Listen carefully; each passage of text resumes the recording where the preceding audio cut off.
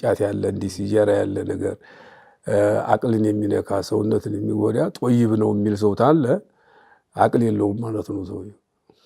ስለዚህ በመንጢቅም حرام ማድረግ ይችላል እኔ እንትናን ጫትን ሸክለል አወል በሚለው አልቃቱ ضار ይላል وكل ضار حرام فالقات حرام ብሏል።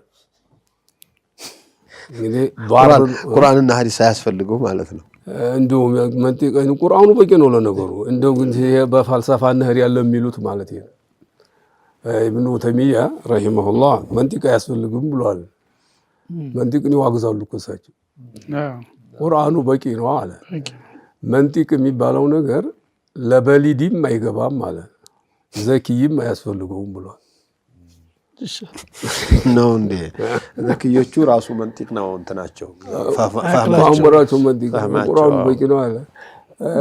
በተዘዋሪ ቁልፍልፍ እኮ ነገር ነው የሚለው። ያው ተቋሙ እኮ ያመጣሁት ሙቀዲማት አብጂች እኮ ነው መንደርደሪያ በጅ ማደናበሪያ እኮ ነው። ማደናበሪያ የናረስቱ ቁርአን ስለሌላቸው እነሱ በቁርአን ላይ ስለነበሩ የሆነ እውነታን ለማሸነፍ ከየተነስተው ብሎ ያስቀመጡት ነው። ቁርአን ከሱ የበለጠ እውነታውን የሚያቅ ነው።